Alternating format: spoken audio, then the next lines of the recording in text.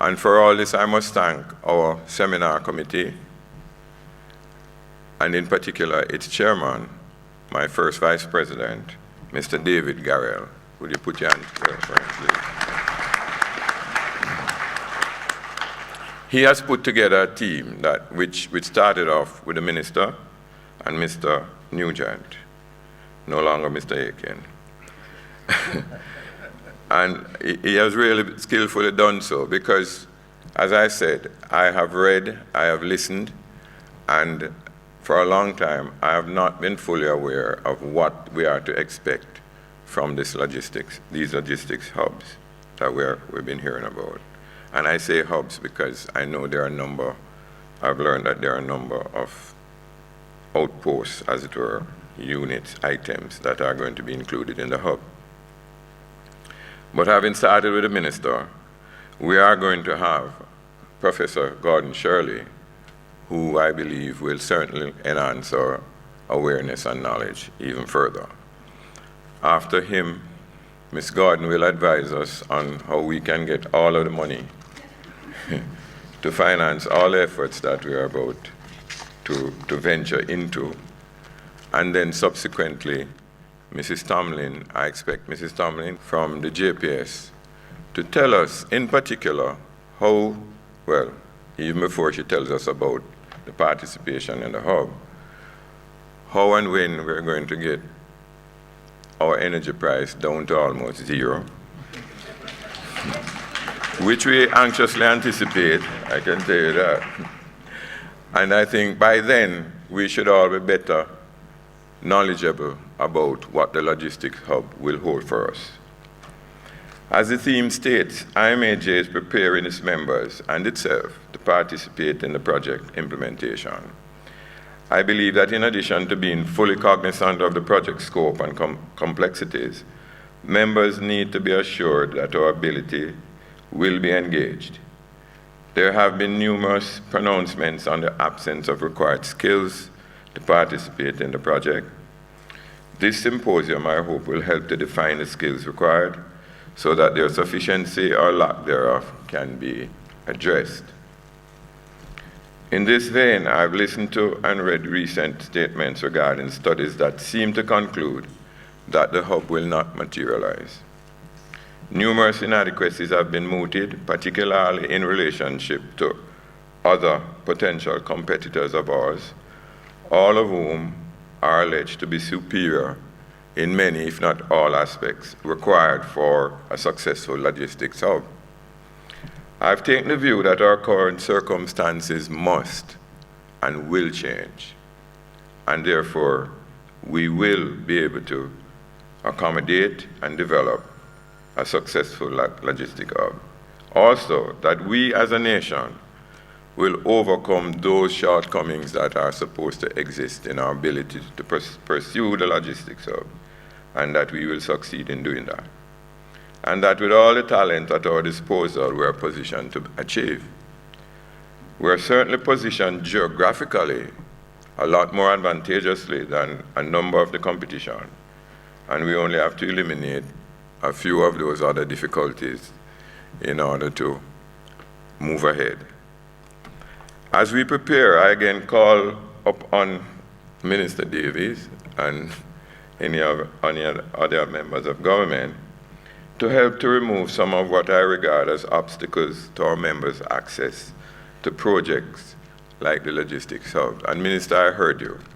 I heard you about our preparedness and our qualification and so on. I assure you that we are, and that we are ready to do so, but we do need your continued help, which gratefully you have offered. I ask that it be made policy that any and all foreign companies, and I again ask this because I've asked it before without any resounding response, not only from my membership, but from the administration. But I ask that any and all foreign companies seeking to and being engaged to undertake works in Jamaica, that they must associate, joint venture if you wish, with a local company. This, well, I now have a resounding response, for which I thank you, and the minister has heard you. I ask further that preference be given to locals pursuant to set-asides and margins of preference that are entrenched in our procurement policy guidelines. It's in the handbook. The executing agents don't seem to address these at all. In fact, they have addressed it in the negative on a number of occasions. They have actually said the margin of preference does not apply. So we're asking that it be made to apply, because this leads to a comment I will make later on. Also, that implementation, I also ask again that we have, this is a sore point, continues to be a sore point. I know ministers are assisted in a tremendous way in getting some concessions made. But I again ask that the implementation of the registration and re-registration of contractors by the NCC, National Contracts Commission, and the Office of the Contractor General be properly reviewed. I use the word properly because I'm going to be told that it was recently reviewed. We have never felt in our interaction on it that it was being properly addressed. And I ask again that it be properly reviewed. And I say, even to the extent of a judicial review. And why? Because citizens' rights are being infringed continuously in this process, even as we speak. And the potential registrants will attest to this on a number of occasions and for various reasons. There are serious shortcomings in the requirements. In fact, it's not shortcomings, it's over-requirement in terms of criteria that is used. I mean, again, I repeat, a grade 4 contractor cannot employ a professional engineer, right? We are told that it is no longer required, but the form that they fill out does not say that. So I think a proper review, even to the extent of a judicial review, because we don't think the law is being properly pursued in the implementation of this process. Since my days at NDA, and a lot of people who will not know, and the students are too young to know, it was called National Development Agency. It was developed jointly by a former beloved Prime Minister and a major private sector developer. And it used to do project management on behalf of the government, and it was challenged to do it as if it were a private sector company, and it did. But since my days there and until today, I've been convinced that the main route to development of a country is by and through the development of its people. In this respect, development through government procurement of goods and services must require that Jamaicans are the primary contractors. And again, as I said earlier, it feeds back to the point that I'm making, that foreign companies should associate locally for various reasons, not only to allow what Minister said earlier, whereby of necessity then you would qualify for all of the international recognitions and so on, because a foreign company is not going to come and just associate with anyone willy-nilly. But the primacy of the contractors being Jamaican, and an example I give you goes back to the National Development Agency. I used to require that, and we didn't always get approval, but I used to require that a Jamaican firm be engaged who would then engage the foreign skill. Because what that did is, or does, is that it enables the transfer of technology, which I can tell you, whatever is going on now, there has been very little of that recently, because whatever technology is being brought in has not necessarily included the participation of locals who would then retain that learning and capability here. In closing, I assure you all, and especially Minister Davies, of IMAJ's intention and ability to continue our contribution to the development of Jamaica, land we love. Thank you.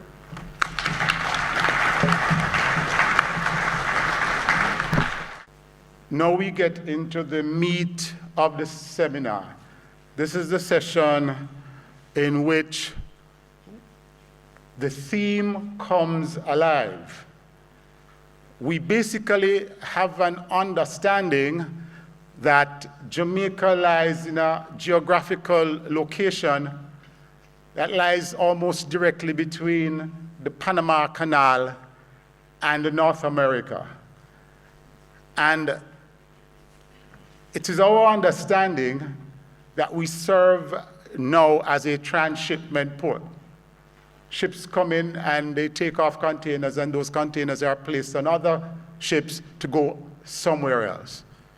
Our little understanding of what is about to happen is that we want to create a network of transportation involving air and sea, land and rail, to coincide at some central point where we will put together the necessary logistics to cause the goods to be unloaded, repackaged conveniently to meet the market that those goods were destined for.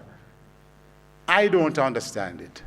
A lot of people don't understand it. And therefore, we call this seminar for us to have some of these things made clear to us. And then, with that information, put ourselves in a position where we can start to prepare as master builders, as engineers, as people involved in the construction industry. And to that end, we have asked Professor Gordon Shirley to come and to be our first presenter in this segment. He's currently the CEO and President of the Port Authority of Jamaica, a position he has held since November 2013. Prior to this, he had a distinguished career, a position as an academic at the University of the West Indies. He holds an MBA and a doctorate in business administration from Harvard Business School. But the degree that I am most welcomed of is the fact that he holds a Bachelor of Science in Mechanical Engineering from the University of the West Indies. And so he's one of us. And in 2009, he was conferred with the honor of the Order of Jamaica. The topic, the logistics hub, providing opportunities for a better Jamaica. I ask you to welcome Professor Gordon Shirley to the podium.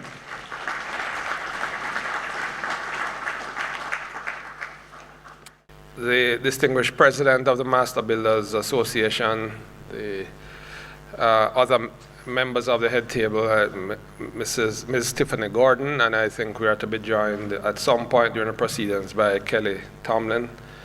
I've heard that we have, beyond the membership of the Master Builders Association, members of the Institute of Engineers and the Institute of Architects. It's a great pleasure for me, Patrick, to have been invited to address this particular audience, because, as you have suggested, it's one that I hold near and dear. When Patrick spoke to me about this presentation, he indicated that the seminar was going to be focused on preparing for the logistics hub and the construction sector's role in that process. And he asked me to speak on what he just said, the logistics hub providing opportunities for a better Jamaica. That first slide tells you that I've modified that a little bit, and my title is Logistics Opportunities for Growth and Development. So there are a few nuances in that. I think that the first thing I'd want to begin with is this whole issue of logistics hub and logistics. And Patrick did a great job there explaining to you about transshipment and multimodal and a variety of other things. Well, the idea of a logistic hub means many things to many people. For some in Jamaica, it's closely aligned with the Kemana's estate and the redevelopment of that. For others, it's associated with Vernon Field, and for others, it's to do with multimodal. You heard that a while ago. Well, what I want to focus on are the opportunities that are going to derive from what Patrick said is our unique location in a global context, and look in a comprehensive way at what those opportunities might be. Some of them relate to the processing of cargo in the just-in-time way that he articulated, but there are also services that are associated with our location, and I want to spend maybe a third of my presentation looking at what those are, because there are other developmental opportunities in it. If we are to provide opportunities for a better Jamaica, Patrick, I think that we're talking about creating opportunities for a number of things. We're talking about creating opportunities for private investments to occur. We are talking about the creation of jobs for members of the Master Builders Fraternity, but also for the technical professionals. I see many students in the audience. These are all being trained as engineers and technicians of one form or another. It's about creating opportunities for those. Many of them will be new entrants into the job market. The opportunity for a better Jamaica means creating more jobs for our community. If we are able to do those things, that is what will lead to growth and development. It's in that context that the titles are the same. What Patrick said, what this diagram shows is sort of where Jamaica is located. We are midway north and south, east and west in the globe. If you look at that, Jamaica is the center of the world, and we all know that. The reality is that goods today are manufactured to a large extent in Asia, but they are consumed to a large extent in North America and Europe.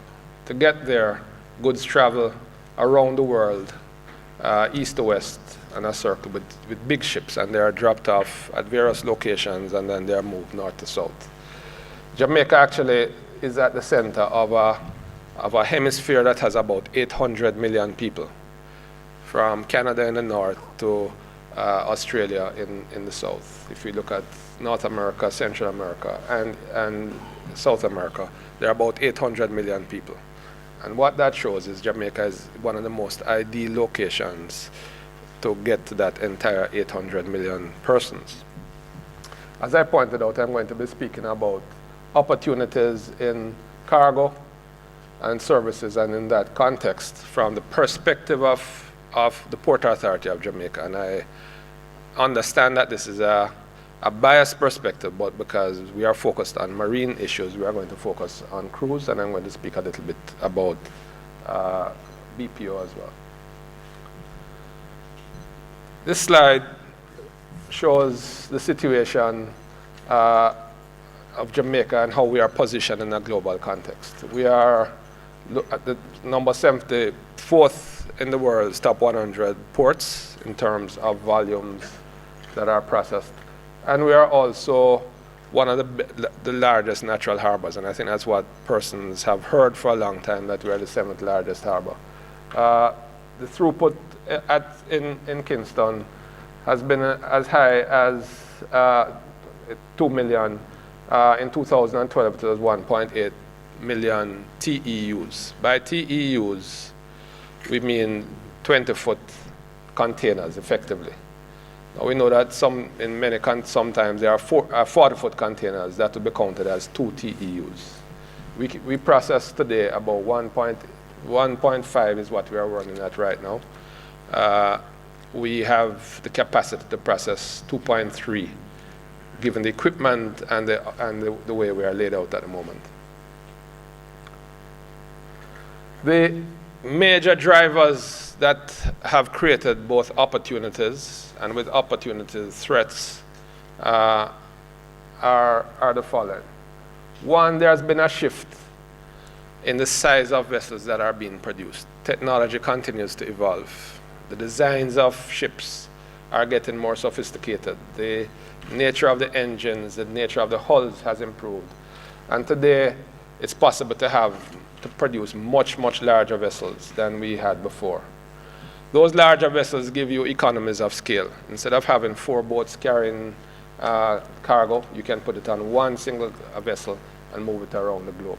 It has certain implications for how fast those boats sail and the fuel efficiency and so on. But there's an undeniable shift to much larger vessels. The second is that in anticipation of those much larger vessels, the Panama Canal, which is what separates the Pacific from the Atlantic Ocean, they created a canal that joined those two. They have decided to deepen and widen the channel that allows you to move along there. And that allows for larger vessels to transit between the Pacific and the Atlantic Ocean.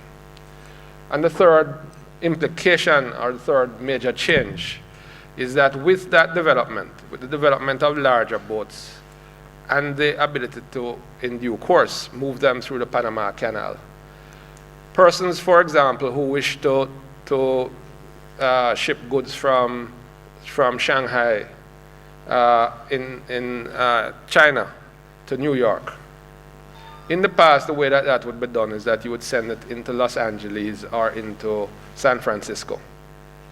They would then put it on a train and send it all the way across North America to New York. The expectation is that when Panama has deepened the canal and opens it, and with these bigger boats, those vessels will come, they will do what they call an all-water route. They will go from Shanghai, and the goods would go all by water up to New York. If they are to do that, what they will typically do is offload it at some location in the Caribbean in order to get the vessels to go up into New York.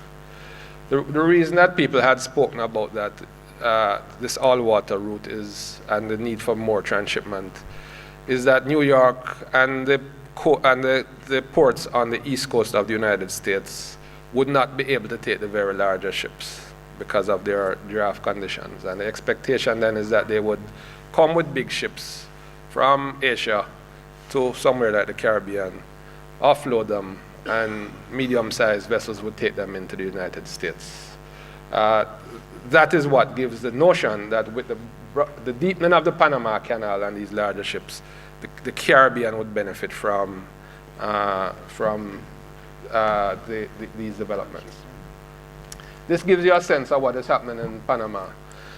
The Panama locks are like, the issue is that on one side, you have the sea on both sides, and you have a hump in this little peninsula with a hump.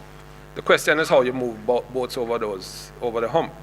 One thing you can do is dig a channel all the way down to sea level and between the two of them. Well, that's a Herculean task to remove that much. So what they have done is created a sort of escalator. So you sail it into, think of an escalator in the airport. You sail onto one leaf of the thing, and then you put some water in to that, and it floats it up to the top, and you sail it across to the next leaf.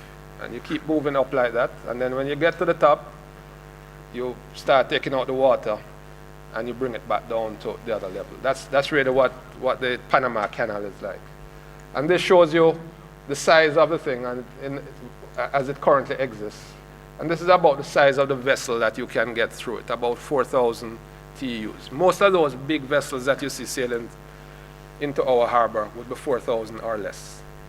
When they are finished in 2016, they are going to be able to move vessels with 13,000 containers or TEUs, about 3 times the size of the vessels that you see out here now. Interestingly, technology hasn't stopped changing. The largest ships can now carry up to 18, and some say even 20,000 TEUs. So even before the canal opens, there will be ships that will be twice as large as can pass through the canal.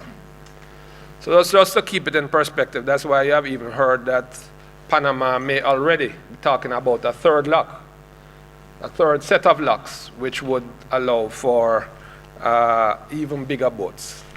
And you have heard that Honduras is in the mix and they want to create their own canal, and you have heard that Nicaragua is into it.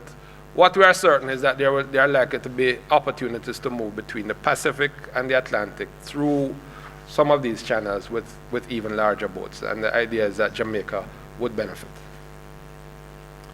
For Jamaica to take advantage of these opportunities, there are a number of things that we would have to do. Obviously, if we don't move quickly, there are other entities, other ports, other countries around that are interested in taking advantage of these opportunities. In order to do that, there are some things that Jamaica would have to do. This is a map. This is not a map, actually. It's a picture. I hope you can see it. This is Port Royal here. This is the airport. This is the airport road. This is the Kingston Container Terminal. Ships typically come along this path around Port Royal and take a lazy S into the Kingston Container Terminal. You don't see it there, but there's actually a channel in the sea that allows the vessels to go. That channel was dug in the bottom of the sea because the boats are so deep that they would have scraped on the bottom. So you have to clean out that channel. That channel allows these vessels that I just told you about 4,000 TEUs to pass through. If we are to take the ones that take 13,000, we have to deepen that channel. That is what is referred to as the process of dredging. That dredging is a very expensive process, and it would require a fair amount of capital. The way that this entire Garden Quay, when you pass out there and you look at it, that entire thing was built by the spoils from dredging, and we built out that piece of land. It cost us a lot of money to do it. And from the very outset, the way that the Port Authority has developed is that the Port Authority convinced the government that it makes sense to do certain projects. The government backs it by giving a government guarantee. The Port Authority operates these things, and from the proceeds, repay the loans. That's how we have always done. We couldn't go to the government on this occasion to borrow the money to do the dredging. Why? Because we are in an arrangement with the international financial institutions, which says there are no more government guarantees, zero government guarantees. It is for that reason that we decided that the best way to go forward would be to enter into a concession arrangement for the Kingston Container Terminal. To get a global terminal, GTO means global terminal operator. Get a global terminal operator to come and operate the Port of Kingston, the Kingston Container Terminal. And one of the requirements as part of that privatization exercise would be that that global terminal operator would put up the capital to do the dredging. They would also put up the capital to improve the equipment. These big cranes, we need some more of those. We need more straddle carriers that move the boxes from their location here to just under the crane. We would need to buy some more of those. And the surface of the port occasionally needs to be repaired and strengthened. All of that requires a fair amount of capital. So what is referred to as a privatization is designed to get a global terminal operator to come and do all of that. Where are we today? This process, the minister actually spoke on it in Parliament yesterday. We are now at the final stages of that process. We had a tender process. We had 3 global terminal operators who were shortlisted. We are now in the process of negotiating with one of those, and we hope that that process will be completed by the end of the year or early in the new calendar year. When this occurs, the Port Authority will become the port regulator. We will regulate all the activities in the port, and we will continue to be the developer of marine assets around the country. The terminal operator will invest the capital. It will be their responsibility to market it and to attract new business, to manage it efficiently, and to expand the port over time. There are some, as we look ahead then, what we will have to do, this is not remember I told you that the vessels are not stopping at 12 or 13,000. They are going to 18,000. So we're going to have to dredge that channel again in due course. The Kingston Container Terminal has to be expanded. We know that it can be expanded with the change of equipment and by using up all the available lands and by expanding to somewhere between around 7 million TEUs. And we also have some plans of developing Fort Augusta. Some of the dredged materials from the channel, the hope is that in time we will develop Fort Augusta and have even deeper berths out at Fort Augusta. These are projects which are at various stages of development at the moment. The dredging, the first phase, we are hoping will begin during the course of next year. The optimization, the first stages of optimizing Garden Key would take place once we have the GTO in place. And this is something that our engineers have been working on. In the interim, the minister has said we have to continue to operate the port as a going concern because there's the potential for us more than one slip between the cup and the lip, as they say. And therefore, he has said we have to continue to operate the port as a going concern. We view this as good business because the better the port is operating, is the more persons would be interested in it and want to use it.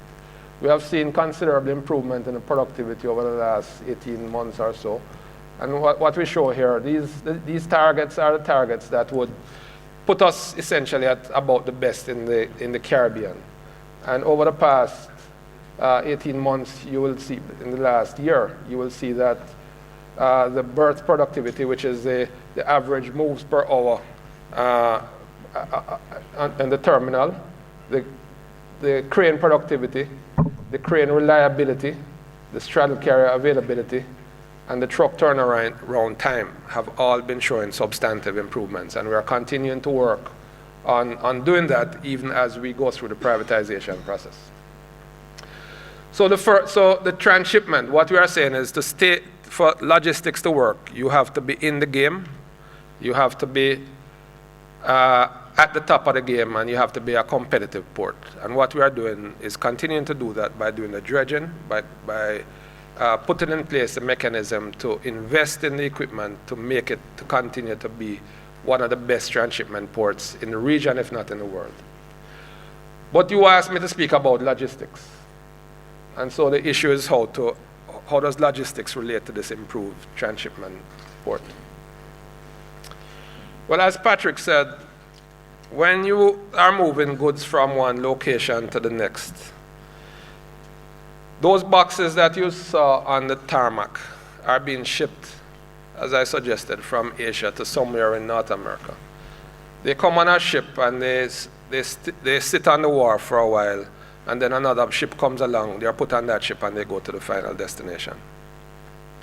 The question is, for that week or so when they are on the port, is it possible to add any value to the container or to the goods within the container during that period?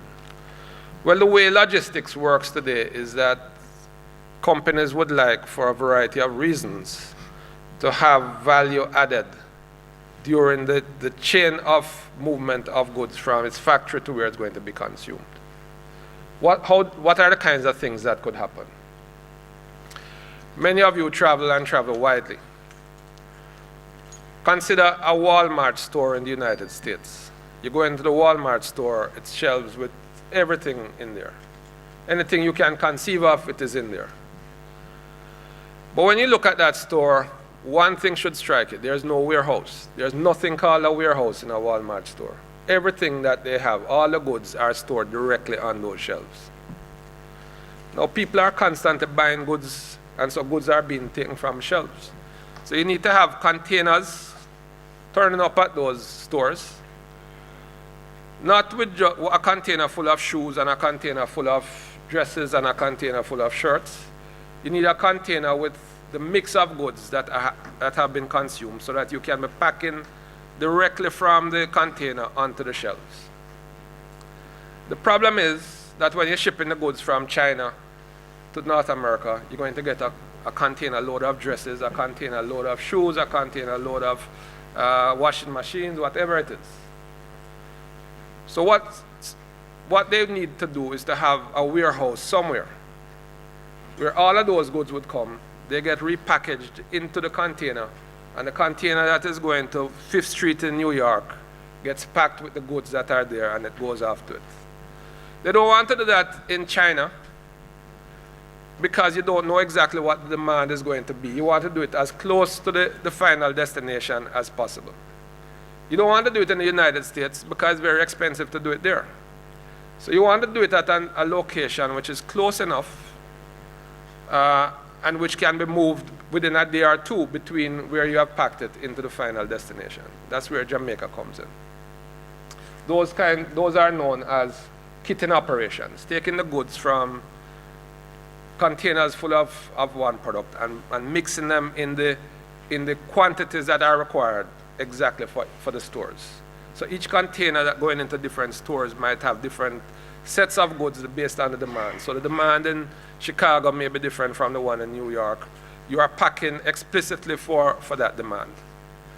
That's one kind of activity, and there's a lot of that work to be done. There's another kind of activity, and an example I would use would be, most of you in here have cell phones. Cell phones are used all across the globe. Those that go into the United States, the operating systems would have English on them. Those that go into Miami or Dominican Republic would probably have Spanish on it. Those that go into in St. Martin's might have Dutch on it. So different languages are required. It's the same phone. But the way that, before you sell it to the consumer, you have to ensure the right operating system is in there. And you also have to ensure that the packaging that you put with it is the correct one. The language is correct. Again, you'd like to do that as close to the final markets as possible. You'd like to configure the product, whether it be computers or cell phones, or you want to configure it as close to the market as possible, and you want to ensure that the packaging is the right ones. Those are what they refer to as postponement or customization. You postpone until the last moment the customization of the device for the end user who would get it. Because people want to take that cell phone directly out of the box and start talking on it. They don't want to read a manual to go figure out how to move from one language to the other and so on. You have to customize it at the last moment. That is called postponement or customization. And then you could have components in those containers which have to be assembled, and that involves much more skill in that process. All of those are tasks which are involved in logistic operations. The ones that I described earlier, the kitting operations, require a relatively low level of skill. The customization requires a higher level of skill. The assembly requires an even higher level of skill. The quantity of that kind of work, of kitting, is a large volume. So that's why you see the pyramid. There's much more of that kind of work available.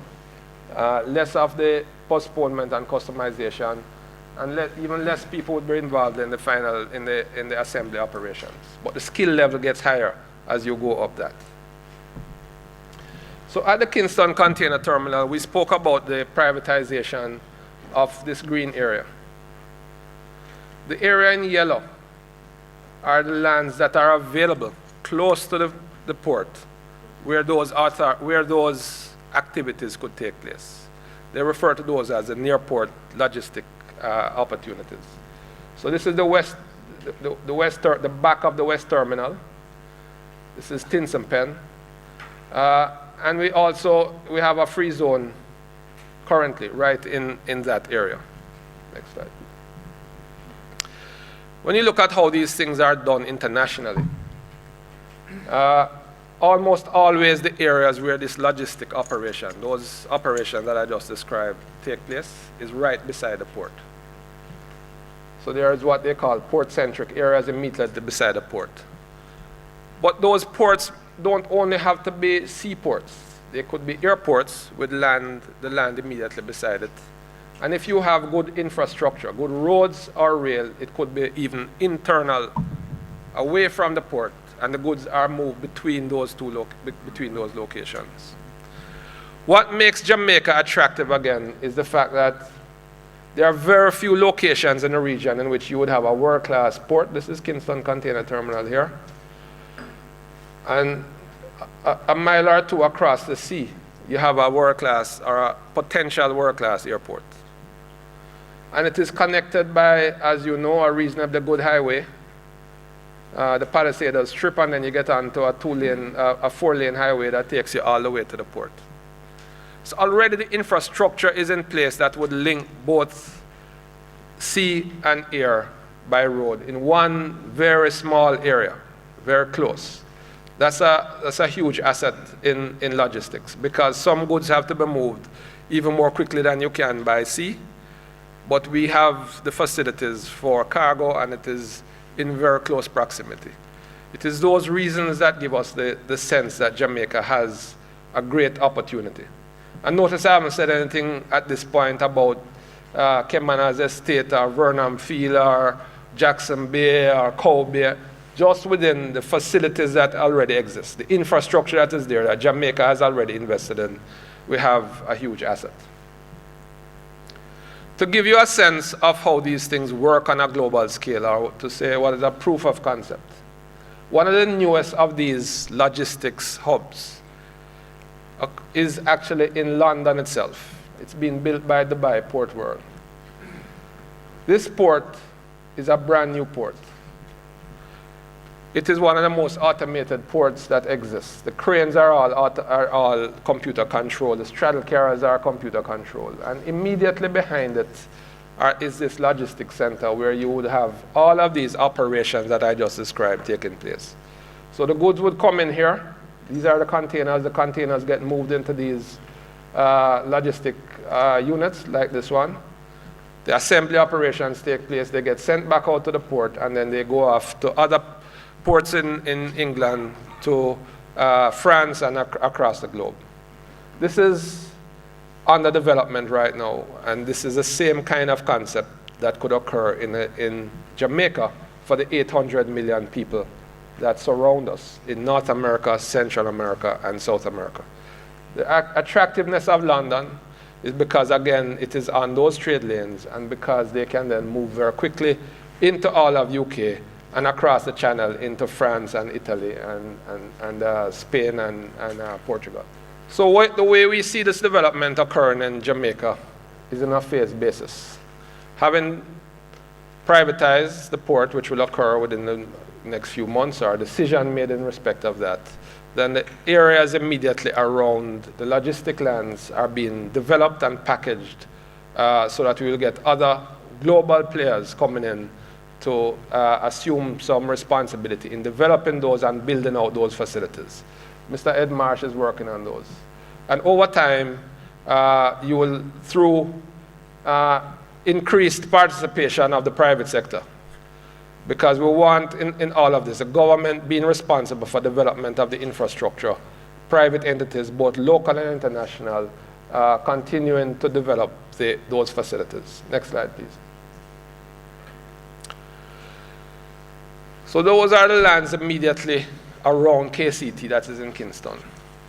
The other major project for which we have responsibility or some involvement is the fabled Goat Island project, or Portland Bight project.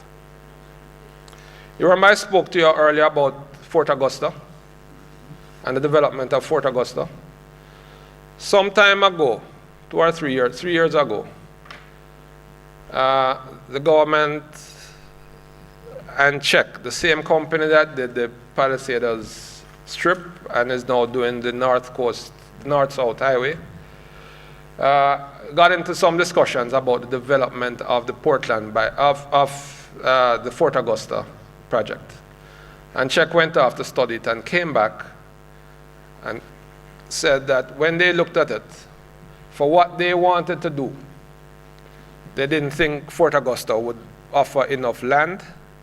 And so they had another proposal to make, which is they wanted 6,000 acres of land in the Portland Bight area. And they would like to have these 2 islands, which are referred to as the Goat Islands, on which they would build a new transshipment facility, but they would also build some other kinds of industrial projects on these two islands, connected by a bridge to the 6,000